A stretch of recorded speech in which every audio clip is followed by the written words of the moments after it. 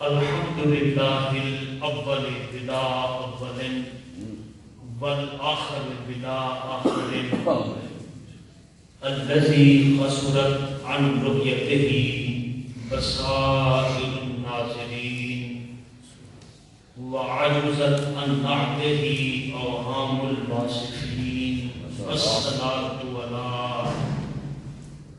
من كان نبيا وآدم بين الماء والطين والسلام على آله الطيبين الطاهرين وأصحابه الهاديين المهديين أما بعد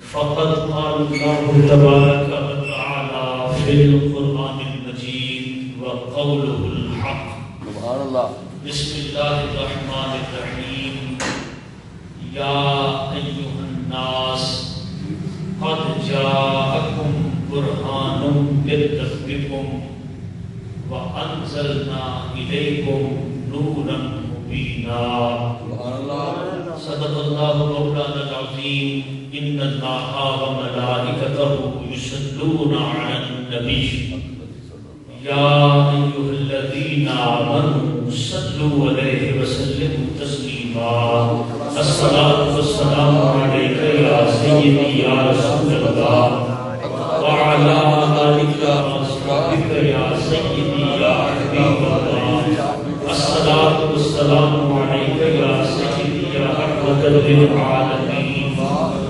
وعلى آلك وأصحابك يا سيدي يا شفيع المذنبين سبحان ربك رب العزة عما يصفون والسلام على المرسلين والحمد لله رب العالمين.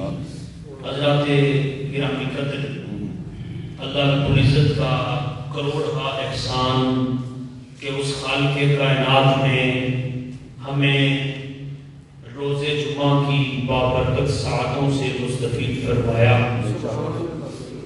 اور ہمیں اپنے گھر میں حاضری کی توفیق بخشی. دعا ہے اللہ رب العزت آپ کا آنا، بیٹھنا، سننا، میرا سنانا اپنی بارگاہ میں مقبول و منظور فرمائے.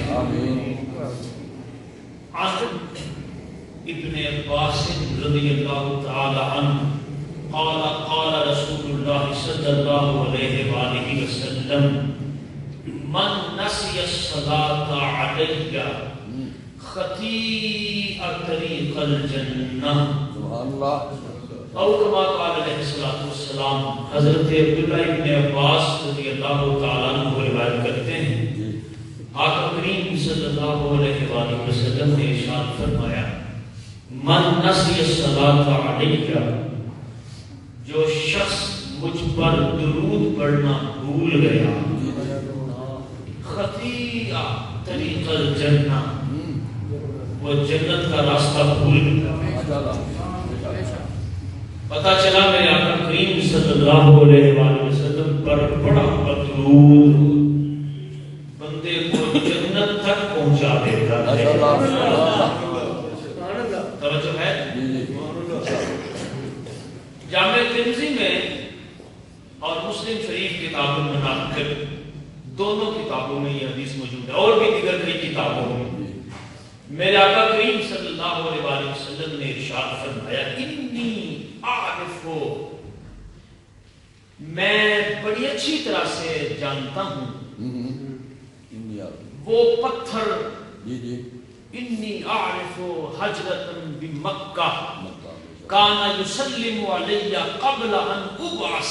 میرے آقا کریم صلی اللہ علیہ وآلہ وسلم نے ارشاد فرمایا مکہ کے اندر ایک پتھر تھا، میرے اعلان نبوت سے پہلے وہ پتھر مجھے سلام کرتا تھا. آقا فرماتے انی اعرف، میں آج بھی اس پتھر کو پہچانتا ہوں. میں آپ کی توجہ چاہتا ہوں حضرات ذکرخوان، میں آج بھی اس پتھر کو پہچانتا ہوں.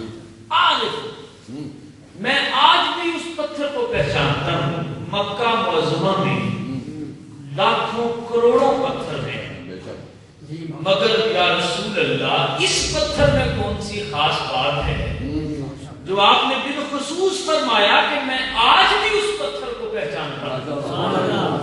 توجہ چاہوں گا میں, آج بھی میں اس پتھر کو پہچانتا ہوں. پتھر تو اور بھی مکہ میں بے شمار ہے, مگر کیا وجہ کہ اس پتھر کے بارے میں فرمایا میں اسے آج بھی جانتا ہوں.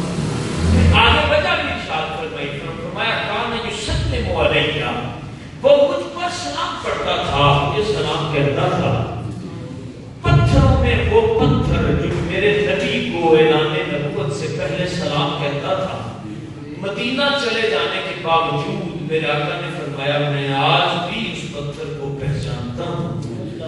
پتھر کی پہچان کی وجہ آقا کو کہا گیا اور آقا کی ذات پر پڑھا گیا سلام.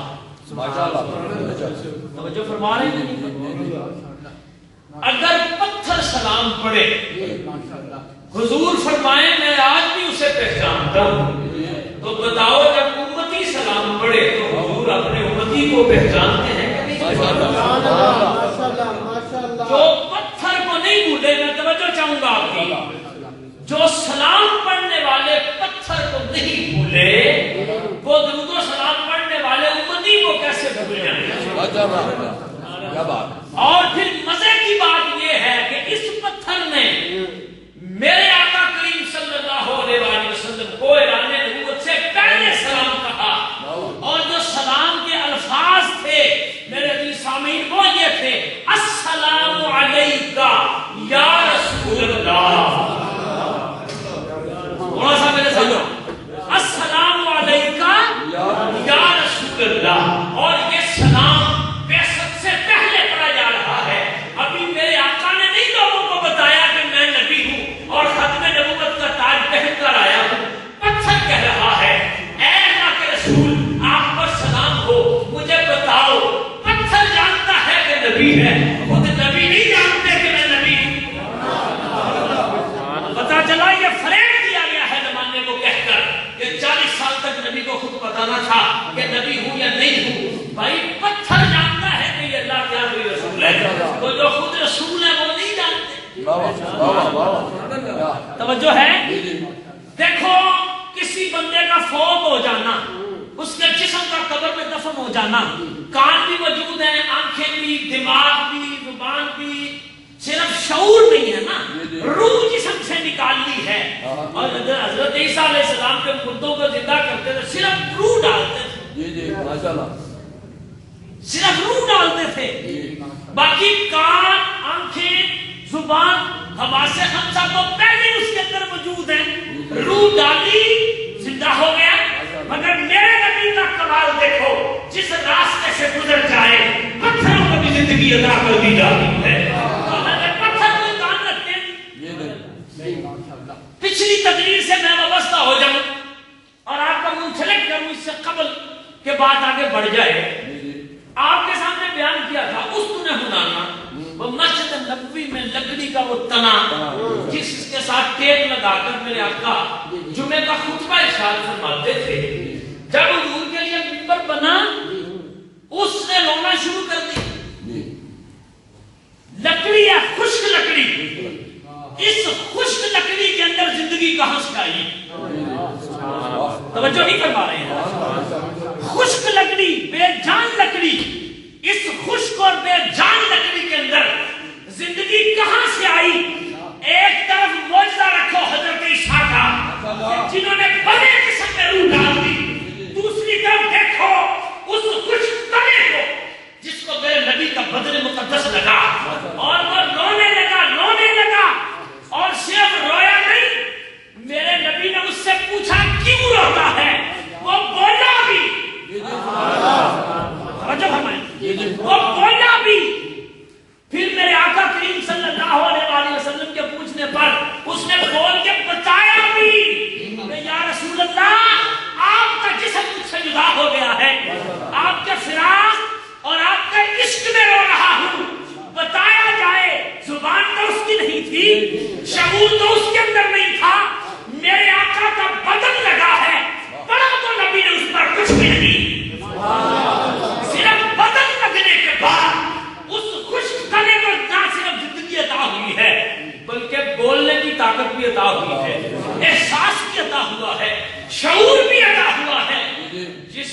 کو نبی مست کر دے، اس کو شعور بھی ملے، زندگی بھی ملے، زبان بھی ملے، اور جس خطے پر پھر میرے آقا کا پورا وجود مقدس دفن ہو جائے، بتاؤ پھر اس قبر کے بارے میں آپ کا کیا ہے؟ یاد رکھیے گنبد خضرا کی فضاؤں کو چھو کر جو ہوا چلتی ہے وہ گوشوں، کتبوں، ابدالوں، کلندروں اور آپ اور میں تو شے میں نہیں، زمانے کی ولایت اس ہوا کا مقابلہ نہیں کر سکتی جس نے محبوب کے گنبد کو چوم کر اپنا فضاؤں میں سفر شروع کیا۔ اس لیے اللہ تعالی وقار درود و سلام کی کثرت کریں۔ این ممکن ہے کہ قبر کے اندر جب حضور سرور عالم نور مجسم رحمت عالم صلی اللہ علیہ وآلہ وسلم کا جلوہ نصیب ہو اور فرشتے یہ پوچھیں بتاؤ ان کے بارے میں تم کیا کہتا تھا، این ممکن ہے حضور فرما دیں اس سے کیا پوچھتے ہو، میں کون ہوں، مجھ سے پوچھو یہ کون ہے۔ این ممکن ہے کہ یہ ارشاد ہو جائے، کیونکہ جنہوں نے سلام پڑھنے والے پتھر کو فراموش نہیں کیا وہ درود و سلام پڑھنے والے امتی کو بھی فراموش نہیں کریں گے۔ اس لیے حضرات عزیز وقار کوشش کریں کہ اپنی زندگی کو درود و سلام سے منور اور معطر کریں۔ ماشاءاللہ معجزات مصطفیٰ کے ضمن میں حضرات عزیز وقار یہ تیسری نشست اللہ رب العزت نے سورہ نساء سورت نمبر 4 آیت نمبر 174 میں ارشاد فرمایا یا ایھا الناس قد جاءکم برہان من ربکم، اے لوگو تمہاری طرف تمہارے رب کی طرف سے برہان آیا۔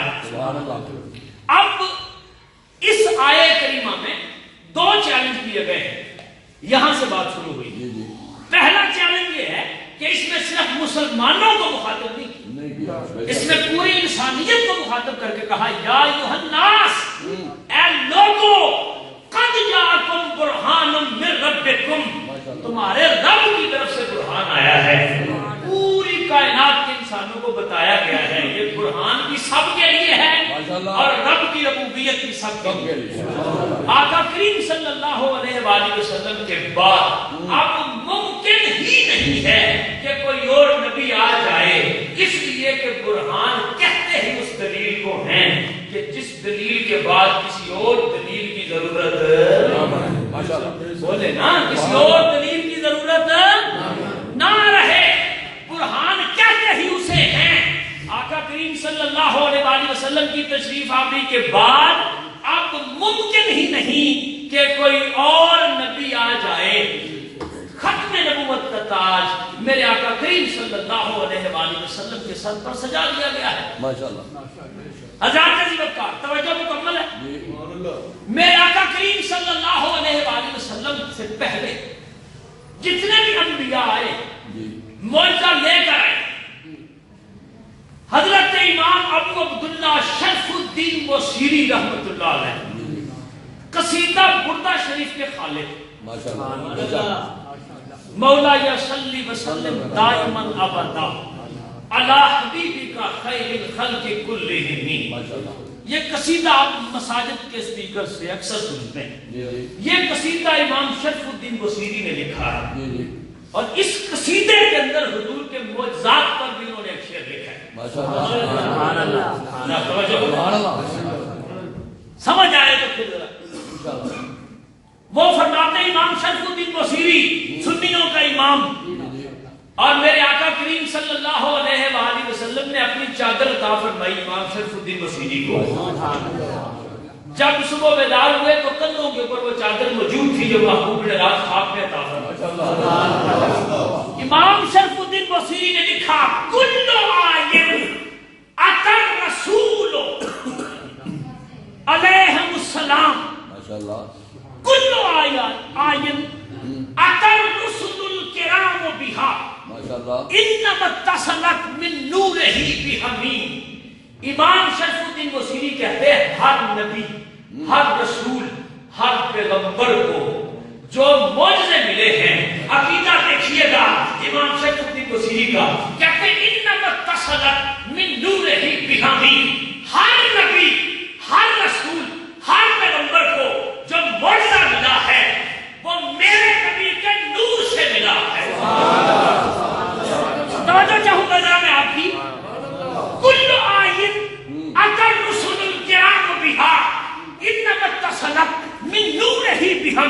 ہر نبی رسول پیغمبر کو ملنے والا معجزہ کہتے ہیں وہ میرے نبی کے نور سے ملا ہے. یعنی موسیٰ کا ہاتھ جب چمک رہا تھا اصل میں میرے نبی کا نور چمک رہا تھا. جب ابراہیم پر آگ گزار ہو رہی تھی اصل میں نبی کا نور چمک رہا تھا. اللہ نے رکھا جب نوح کی کشتی کوہ طور پر ٹھہر رہی تھی میرے نبی کا نور چمک رہا تھا. جب سانے کے لیے اٹھتی پہاڑ سے نکل رہی تھی میرے نبی کے نور کا فیضان تھا. جب اسماعیل چھری سے بچے تھے اصل میں میرے نبی کے نور کا فیضان تھا. جب عیسیٰ نے بارے میں کلام کیا تھا تو یہ کمال حضرت عیسیٰ کا تو اپنی جگہ یہ میرے نبی کے نور کی خیال تھی. جس کے نور کی کرنیں نبیوں کو معجزے بنا کر دے دی جائیں خود اس نبی کی اپنی شان معجزہ نمائی تھوڑی سی توجہ ماشاءاللہ.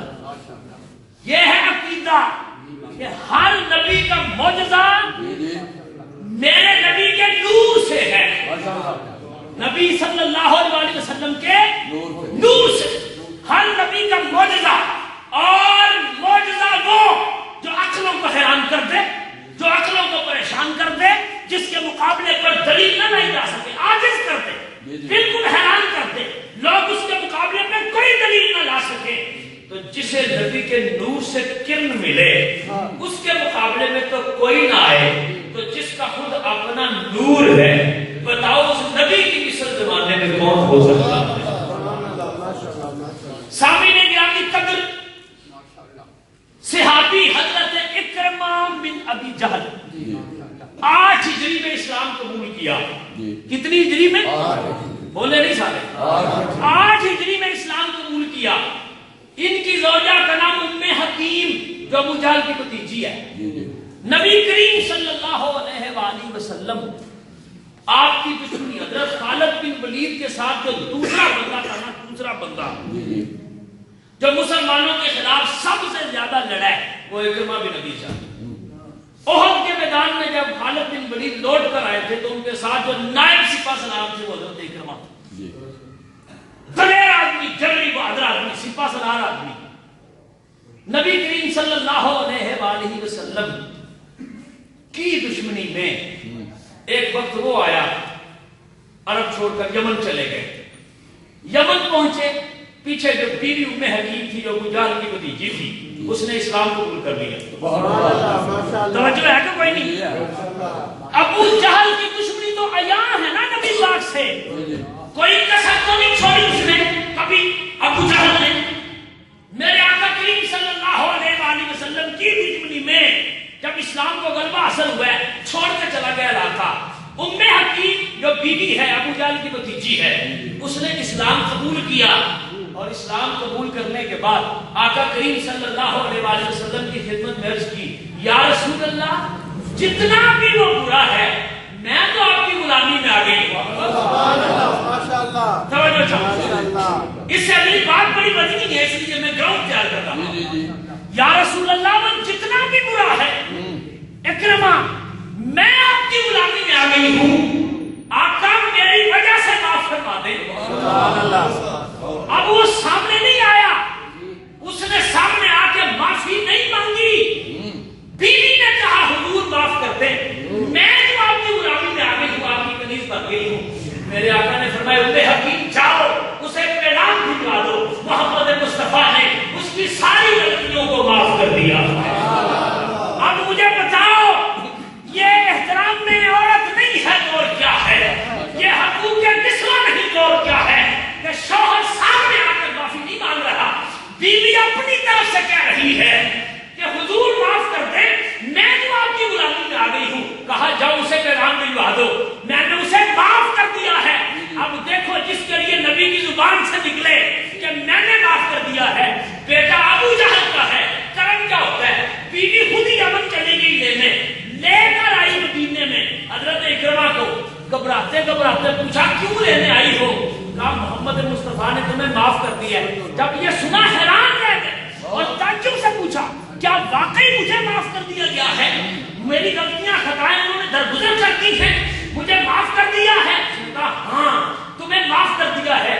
لے کر حضور کی بارگاہ میں جب حاضر ہوئی اب اسلام سننا اگر سننے کے لیے بیٹھے ہو. جب حضرت اکرمہ ابھی اسلام قبول نہیں کیا, بیٹا کس کا ہے؟ ابو جہل کا بیٹا ہے. جب حضور کی خدمت میں حاضر ہوئے, حضور اپنی نشست سے کھڑے ہوئے, تیزی سے دوڑ کر میرے نبی نے اکرمہ کا استقبال کیا.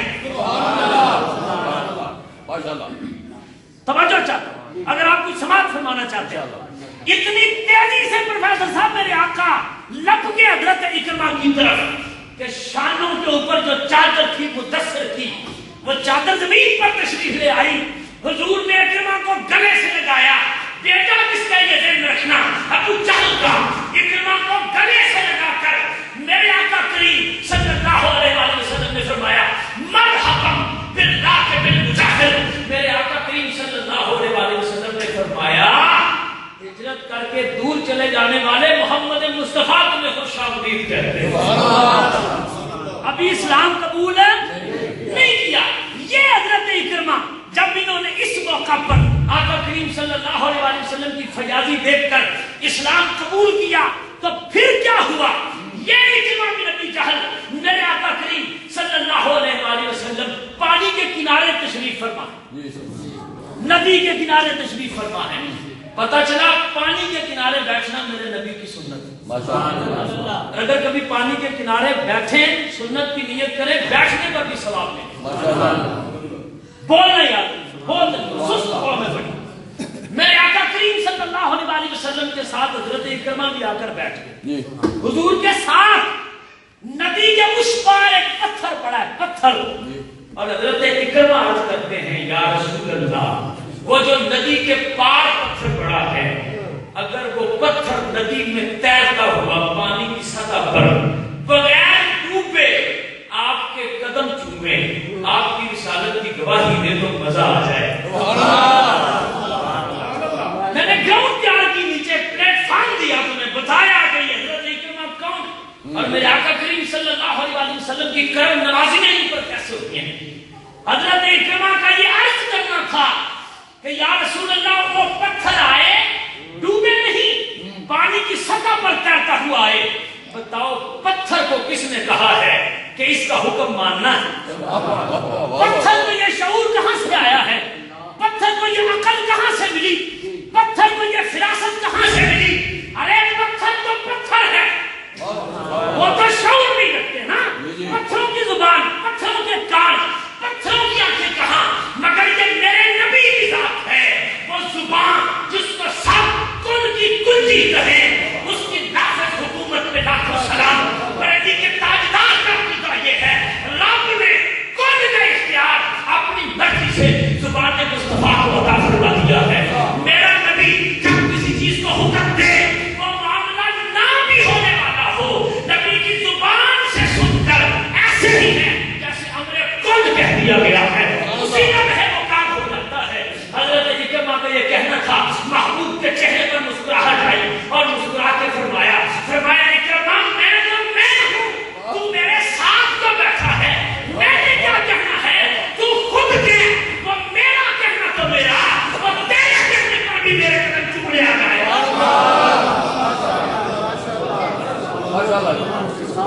ساتھ بیٹھے, تو کہہ, تیرے کہنے پر بھی قدم چومنے کے لیے آئے گا. حضرت اکرمہ نے کہا پتھر تجھے حضور بلاتے ہیں.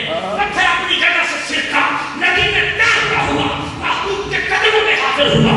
میرے آقا کے قدم پوسی, پتھر کو نصیب ہوئی. اب مجھے بتاؤ, جو ندی کے کنارے اپنے غلام کو بٹھا کر تکبیریت کا اختیار بخشتے, اس کی اپنی زبان کا عالم کیا ہوگا. پتھروں کو شعور کس نے دیا؟ توجہ فرما رہے ہیں کہ نہیں؟ یہ تو تم نے سنا ہے حضرت موسیٰ کے لیے دریائے نیل پھٹ گیا, سنا ہے کہ نہیں؟ بولو کہ صحیح یار ہے, سنا ہے نا. تو یہ بڑا معجزہ نہیں کہ دریا راستہ دے دے, بہتا دریا راستہ دے دے. آؤ تمہیں میں یہ بات بتاتا ہوں, یہ بڑی جستجو, بڑے تجسس اور بڑی تحقیق کے بعد مجھے عطا ہوئی ہے. اس کی قدر کرنا خدا رہا. میرے آقا کریم صلی اللہ علیہ وآلہ وسلم زمین اور آسمان کے درمیان, کہاں؟ زمین اور آسمان کے درمیان ایک سمندر رب نے تخلیق کیا. سمندر کہاں؟ زمین اور آسمان کے درمیان ایک سمندر تخلیق کیا گیا ہے جس کا نام ہے مکفوف. میم کاف کعبے والی، فا پھر واو اور پھر فا. مکفوف اتنا بڑا سمندر ہے وہ کہ زمین کے اوپر جتنے بھی سمندر ہیں اس کے مقابلے پر پانی کا ایک قطرہ. توجہ اگر سب کی ہو گئی ہے. اس سمندر کے مقابلے میں دنیا کے تمام سمندر پانی کا ایک قطرہ. قدرت دیکھو میرے رب کی حکمتیں کیا ہیں میں نہیں جانتا. رب کی حکمتیں کون سمجھ سکتا ہے، لیکن میرا عشق ضرور اپیل کرتا ہے.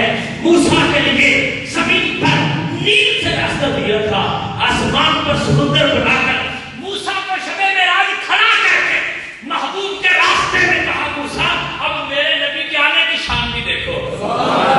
شب معراج حبیب جب اس سمندر کے کنارے پہنچے جس کا نام مکفوف ہے، جبریل حضور کی سواری کو لے کر کھڑے ہو گئے کہ اب کیا کریں. یکایک مکفوف سمندر نے محبوب کے لیے راستہ چھوڑ دیا. کیا سمجھ فرما رہے ہیں؟ راستہ چھوڑا. میرے آقا اس کے اندر سے گزرتے ہوئے آسمانوں کی نفت اور بلندیوں پر تشریف لے گئے. اوپر کھڑے ہیں حضرت موسیٰ جب محبوب کی آنے کی عظمت نفت اور شان دیکھ رہے ہیں. بھیا جس کے لیے زمین پر دریاؤں کے راستے بنا دیے جائیں اسے کلیم اللہ کہا جاتا ہے، اور جس کے لیے آسمان کی بلندیاں راستہ بنا دیں اسے محمد حبیب اللہ کہا جاتا ہے.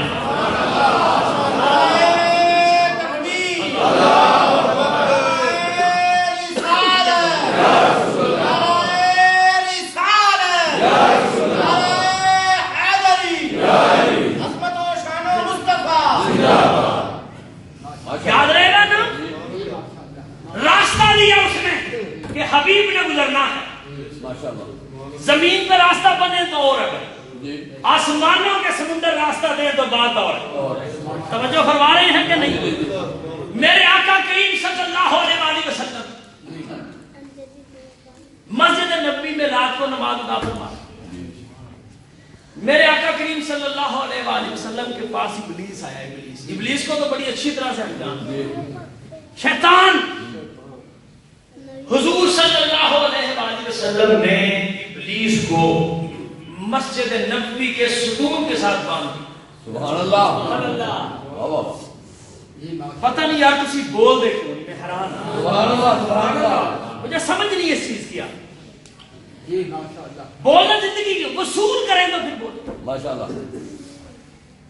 مسجد نبوی کے ستون کے ساتھ میرے آقا نے ابلیس کو باندھ دیا. صبح دن نکلا صحابہ مسجد نبوی میں حاضر ہوئے. میرے آقا کریم صلی اللہ علیہ وسلم نے فرمایا میرے صحابہ میں نے رات اس ستون کے ساتھ ابلیس کو باندھ دیا تھا. اگر میں چاہتا تو میں سے ہر ایک اسے دیکھتا کہ میں نے اسے باندھ دیا ہے. توجہ ہے؟ صحابہ نے عرض کی یا رسول اللہ پھر آپ نے صبح تک اسے کیوں نہیں باندھا؟ میرے آقا نے ارشاد فرمایا اگر مجھے سلیمان کا خیال نہ ہوتا. پیغمبر اللہ کے نبی ہیں اور رب نے شیاطین پر جنوں پر اقتدار دیا حضرت سلیمان کو. میرے آقا نے فرمایا اگر مجھے سلیمان کا خیال نہ ہوتا کہ رب نے انہیں اختیار دیا تھا اور انہوں نے دعا مانگی تھی کہ مجھے ایسی حکومت دے، ایسی حکومت کسی اور کو نہ ملے. محبوب نے کہا اگر سلیمان کا خیال نہ ہوتا تو تم بھی اس کو بتا ہوا دیکھتے. پتا چلا نبی کی شان معجز نمائی یہ ہے اگر نبی اپنی شان دکھا دے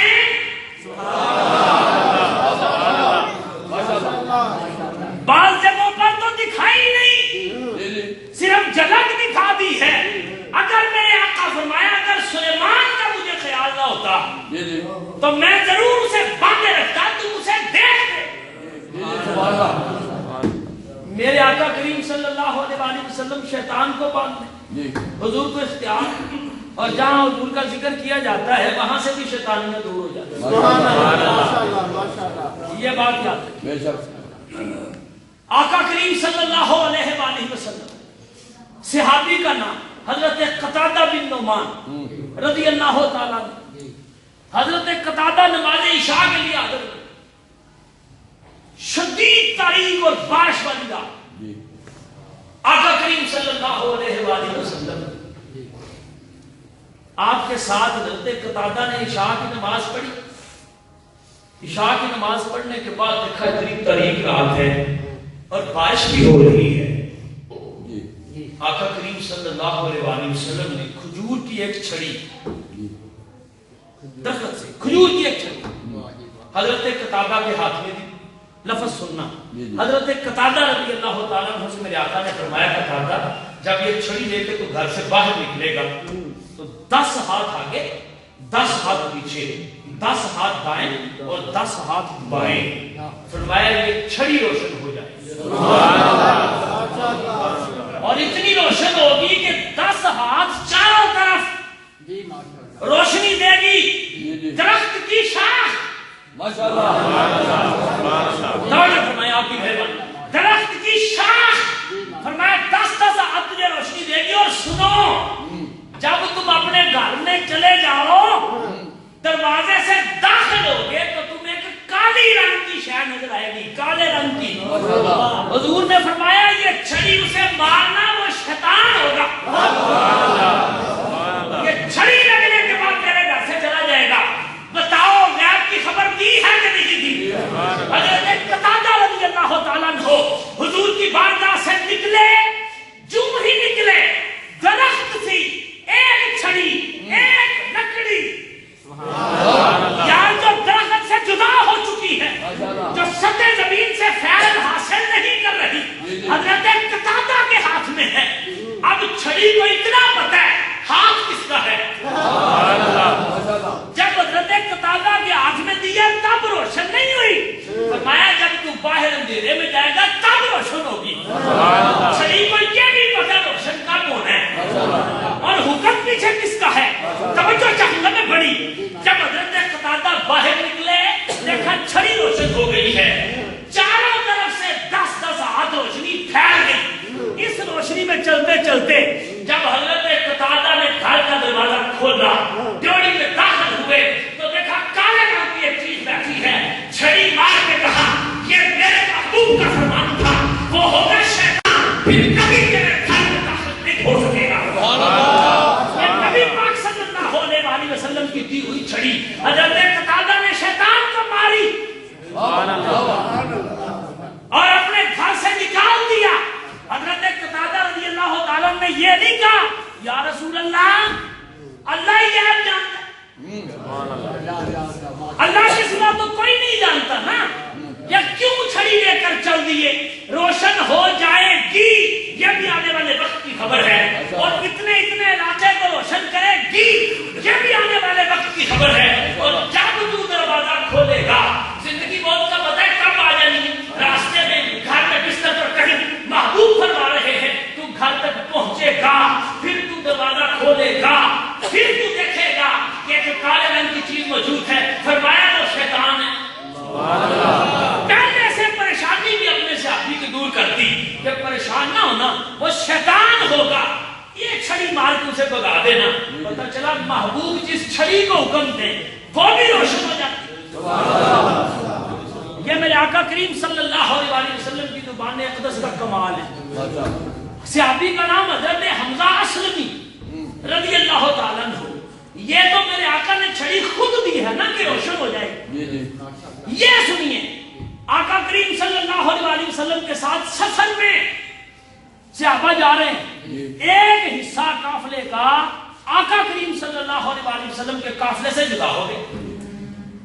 جب جدا ہوا تاریک اندھیری رات ہے روشنی کا کوئی سامان نہیں. پریشان ہو گئے. سامان بھی بکھر گیا کہ اب کیا کریں. آقا کریم صلی اللہ علیہ وسلم کے صحابی حضرت حمزہ اسلمی اس ٹولے کی قیادت کر رہے تھے. یکا یک حضرت حمزہ اسلمی کی انگلیاں نور سے بھر گئی. کیا کہہ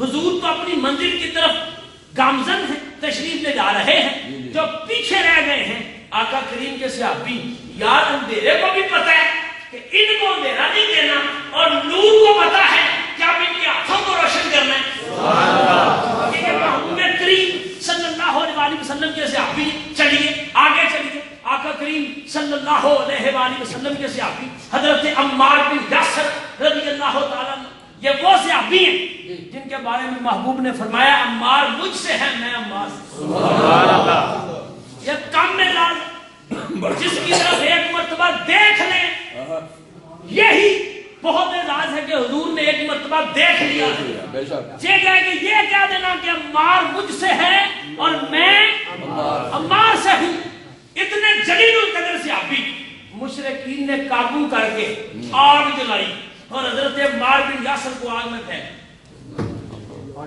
جس راستے پر انہوں نے آگ جلائی اور حضرت عمار کو آگ میں ڈالا، محبوب بھی اسی راستے کی طرف چل دیے۔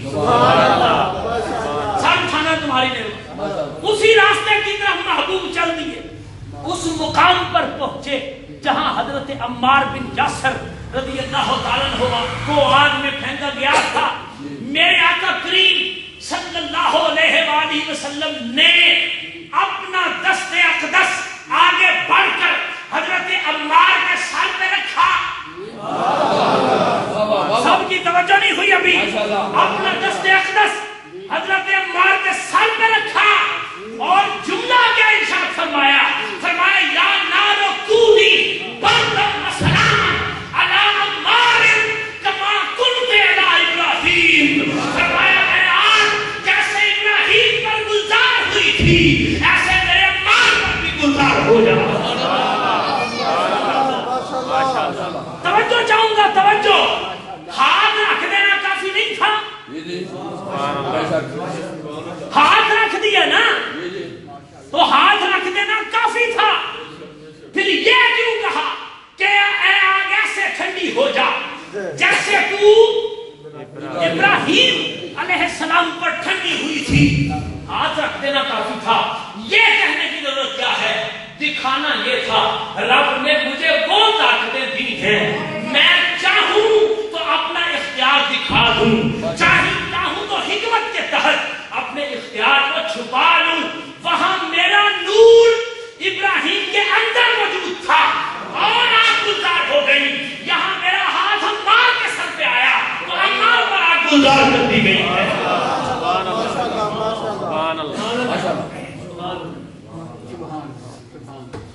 پنجابی شاعر نے کہا تھا کلی پاویں کنی سونی ہوے لگدی، کلی ریس کیتی کدی پھل دی نہیں، جز دے نال پاویں کل بن جائے، جز ریس کیتی کدے کل دی نہیں، پاویں سونے نو مٹی وچ گالیے پے، مٹی نال سونے کدی تل دی نہیں، خوبصورتی جگ دی کٹھی کر لو، نبی پاک دی جوتی دے مول۔ میرے آقا کریم صلی اللہ علیہ وسلم کی بارگاہ میں ایک شخص حاضر ہوا، اس نے آگے عرض کی یا رسول اللہ میں اسلام تو قبول کرتا ہوں لیکن میری ایک شرط ہے، سن رہے ہو، میری ایک شرط ہے اسلام قبول کرنے کی۔ میرے آقا کریم صلی اللہ علیہ وسلم نے فرمایا بتاؤ کیا شرط ہے؟ اس نے کہا میری ایک ہی بیٹی تھی، اکلوتی بیٹی، فوت ہو گئی ہے، اگر میری بیٹی کو زندہ کر دیں تو میں آپ کا کلمہ پڑھوں۔ بولنے نہیں آتا، کلمہ پڑھتا ہوں آپ کا، مسلمان ہوتا ہوں، مگر آئیے مگر آقا کریم صلی اللہ علیہ وسلم شرط یہ ہے میری مردہ بیٹی کو زندہ کریں، جو میری اکلوتی بیٹی تھی فوت ہو گئی ہے، اب اسے آپ زندہ کریں تب میں آپ کا کلمہ پڑھوں گا۔ آقا کریم صلی اللہ علیہ وسلم نے یہ نہیں کہا کہ بھائی کوئی خدا لگتی بات کرو، زندگی موت تو اللہ کے ہاتھ میں ہے، یہ بھی نہیں کہا کہ یہ کمال تو عیسیٰ کا کمال تھا، میں بھلا مردہ زندہ کیسے کر سکتا ہوں؟ حبیب نے فرمایا چلو میں تمہارے ساتھ چلتا ہوں، قبر پہ لے جانا تیرا کام ہے، تیری بیٹی کو زندہ کرنا محمد مصطفیٰ کا کام ہے۔ اس پر آنا ضروری ہے، امام ابو یوسف نبہانی رحمۃ اللہ علیہ،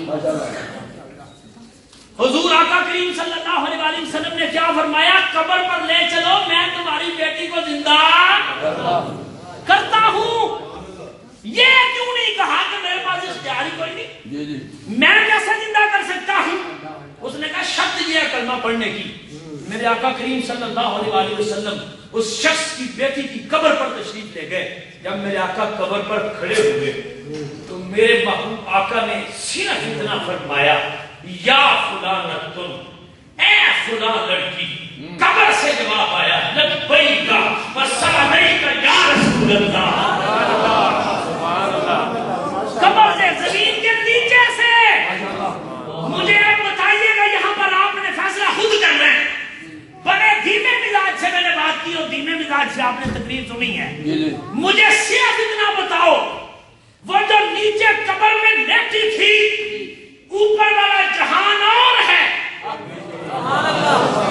نیچے والا جہان یہ ہے عالم دنیا، وہ ہے عالم برزخ۔ یہ جہاں اور ہے، وہ جہاں اور ہے۔ پتا چلا اوپر والے جہان کے بھی نبی ہیں اور نیچے والے جہان کے بھی نبی۔ اوپر بھی نبی کی نبوت کا ڈنڈا بجتا ہے اور زمین کے نیچے کے جہانوں میں بھی نئے نبی کی نبوت کا ڈنڈا بجتا ہے۔ دوسرے نمبر پر حضور نے تو فرمایا، یا فلانا، اے فلان لڑکی۔ بھائی اس کو یہ دیکھنے کی صلاحیت کہاں سے آئی کہ منو مٹی کے اوپر سے ایک جہان سے دوسرے جہان میں دیکھ رہی ہے کہ میری قبر پر کون آ کے کھڑا ہو گیا؟ اب کنجوسی نہیں میں نے برداشت کرنے، دو اور دو چار ہوتے ہیں۔ حجرے کی سرگوشی نہیں ہے، ممبر کا ڈنڈا اندر ہے نا قبر میں۔ اسے کس نے بتایا رسول؟ دیکھا اس نے، پہچانا اس نے، جواب دیا اس نے۔ دیکھا ایک عالم ہے، یہ دو ہیں، پہچانا، آواز دی۔ حضور نے جو ارشاد فرمایا وہ سنا کہ نہیں سنا؟ اچھا، وہ شخص جو مسلمان نہیں تھا، اس کی بیٹی مسلمان تھی، جس نے کہا شرط یہ ہے بیٹی زندہ کر دے تو کلمہ پڑھ لیتا ہوں، یقیناً وہ بھی باپ کے مذہب پر تھی نا، تو اس نے سن لیا اور اس نے دیکھ لیا ایک جہان سے دوسرے جہان میں۔ تو بتاؤ جو خود قبر پر آ کے کھڑے ہیں ان کے بارے میں کیا خیال ہے؟ جس کی قبر پر کھڑے ہو جائیں وہ تو ایک عالم میں لیٹی، دوسرے عالم میں دیکھ بھی لے، سن بھی لے، تو پھر میرے آقا تختے ٹوٹ کے خطرہ پر تشریف فرما ہو کر اس عالم سے اس عالم کے لوگوں کو دیکھ بھی رہے ہیں، سن بھی رہے ہیں۔ سبحان اللہ، سبحان اللہ۔ تو طبیعت راضی ہوئی ہے کہ نہیں؟ حضور نے فرمایا، یا فلان، یا فلان تو میں فلان لڑکی۔ جواب ہے لبیک وسعدیک یا رسول اللہ، اے اللہ کے رسول میں حاضر ہوں۔ پتا چلا مردے بھی جانتے ہیں کہ کون نبی ہے۔ میں حاضر ہوں یا رسول اللہ۔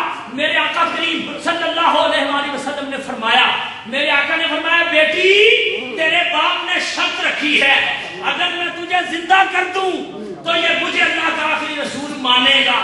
تو بتا، باپ پاس کھڑا ہے، پردے ہٹا دیے گئے ہیں، بیٹی دیکھ رہی ہے باپ کو، باپ دیکھ رہا ہے بیٹی کو، بیٹی زندہ کر دی گئی ہے۔ حضور فرما رہے ہیں، بیٹی تیرے باپ نے کہا ہے کہ میں بیٹی زندہ کر دوں تو یہ مجھے رسول مان لے گا۔ بتاؤ کیا میں تجھے زندہ کر کے لے جاؤں؟ لفظوں میں توجہ فرمائیں، ساتھ لے جاؤں، ساتھ زندہ کر کے ساتھ لے جاؤں؟ اس لڑکی نے عرض کیا، یا رسول اللہ سب سے پہلے تو مجھے اپنی غلامی میں داخل فرمائے۔ حضور نے اسے کلمہ پڑھایا اپنی شریعت پر۔ اب دیکھو ایک عالم میں ہے اور دوسرے عالم کی کسی شخصیت کو حضور اپنا کلمہ پڑھا رہے ہیں۔ ہائے ہائے، قبر میں فائدہ پہنچے کہ نہیں پہنچے؟ جب اس نے کلمہ پڑھا تو باپ نے اس کی شان دیکھی، مقام دیکھا. بیٹی کہنے لگی یا رسول اللہ میرے باپ نے مجھ سے بڑا پیار کیا ہے. پیار کی حد نہیں کہہ دیا بیٹی زندہ کر کے دے تو کلمہ پڑھوں گا. پیار کی حد ہے. لیکن جب محبوب قبر پر تشریف لے گئے اب کہنے لگی یا رسول اللہ یہ میرا باپ دیکھ رہا ہے جو عزتیں مجھے برزخ میں ملی ہیں آپ کے تشریف لانے کی وجہ سے، وہ عزتیں مجھے گھر میں یا زندہ معاشرے میں کیسے مل سکتی ہیں؟ سبحان اللہ. میرے آقا مجھے اپنے گھر سے بہتر گھر ملے، اپنے والدین سے بہتر شفقت کرنے والی رب کی ذات نصیب ہوئی ہے جس کا مجھ پر خاص فضل ہے، خاص کرم ہے. فرمایا پھر بتاؤ کیا چاہتی ہو؟ یہ پوچھنا تھا کہ اس نے پاؤں پکڑ لیے. اس نے کہا یا رسول اللہ مان گیا ہوں، صرف اوپر والوں کے نبی نہیں ہیں، نیچے والوں کے بھی نبی بن کر آئے ہیں. یا رسول اللہ میں گواہی دیتا ہوں اللہ وحدہ لا شریک ہے اور آپ اس کے سچے نبی. لطف آیا یا وقت گیا؟ آپ کا اور میرا ہاتھ لگے روٹیاں باسی ہو جاتی ہیں، مگر میرے دوستو میرے آقا کریم صلی اللہ علیہ وآلہ وسلم جب کھانا تناول فرماتے، صحابہ پاس بیٹھ کے کھانا کھاتے تو کیا بتاتے ہیں؟ کہتے ہیں جو لقمہ حضور کے ہاتھ کو مس ہو جاتا تھا ہم نے اس لقمے کی تسبیحات اپنے کانوں سے سنی ہیں. حضور کے ہاتھ لگے وہ کھانے کے لقمے، سبحان اللہ سبحان اللہ سبحان اللہ، جس کو حضور کا ہاتھ لگ گیا. توجہ ہے بات کی طرف کے نہیں؟ اللہ اکبر. یہ ہے میرے آقا کریم صلی اللہ علیہ وسلم. صحابی کا نام ابو مسلم خولانی، اسود بن قیس، جھوٹا نبوت کا دعویٰ کیا اس نے. اسود بن قیس نے حضرت ابو مسلم خولانی رضی اللہ تعالیٰ عنہ کو پکڑ لیا. پکڑ کے اس نے کہا تو گواہی دے کہ میں اللہ کا نبی ہوں. حضرت ابو مسلم خولانی کہتے ہیں مجھے سنائی نہیں دیتا. میں نے نہیں سنا تو نے کیا کہا، مجھے سنائی ہی نہیں دیتا. تو پھر اس نے کہا کیا تو یہ گواہی دیتا ہے کہ محمد اللہ کے رسول ہے؟ فرمایا میری جان بھی قربان ہے، میری روح بھی قربان ہے، میں دلوں جان سے گواہی دیتا ہوں محمد اللہ کے رسول ہے. پھر اس نے کہا میں اللہ کا رسول ہوں، گواہی دیتا ہے، کہتے ہیں مجھے سنائی ہی نہیں دیتا. محمد رسول ہے، کہتے ہیں دل بھی قربان ہے، جان بھی قربان ہے. ہائے ہائے، زمین سے آسمان تک اور آسمان سے لامکان تک ہے. کہاں کھولے تھے گیس یار نے خوشبو کہاں. سبحان اللہ. آقا کریم صلی اللہ علیہ وسلم کے صحابی نے کہا میں جن و جان سے قربان ہوں اور گواہی دیتا ہوں کہ حضور اللہ کے رسول ہے. اس نے کہا آگ جلاؤ. آگ جلائی گئی، اٹھا کے ابو مسلم خولانی کو آگ میں پھینک دیا. لوگ مار کے سر پر تو نبی نے ہاتھ رکھ دیا تھا، آگ گلزار ہو گئی، مگر ابو مسلم خولانی ان کے سر پر رسول اللہ نے ہاتھ نہیں رکھا. حضرت ابو بکر صدیق کا دور خلافت ہے، آپ خلیفۃ رسول بن چکے ہیں. اس وقت اسود بن قیس نے ابو مسلم خولانی کو آگ میں پھینک دیا اور حضرت ابو مسلم خولانی آگ میں بیٹھے مسکرا رہے. ان کے سامنے ہاتھ نہیں رکھا، صرف اتنا کہا میں تو سن ہی نہیں سکتا. نبوت کی گواہی سنائی دیتی ہے تو صرف محمد مصطفیٰ کی سنائی دیتی ہے. یہ شان ہے خدمت گاروں کی، سرکار کا عالم کیا ہوگا. باخر دعوانا ان الحمدللہ رب العالمین.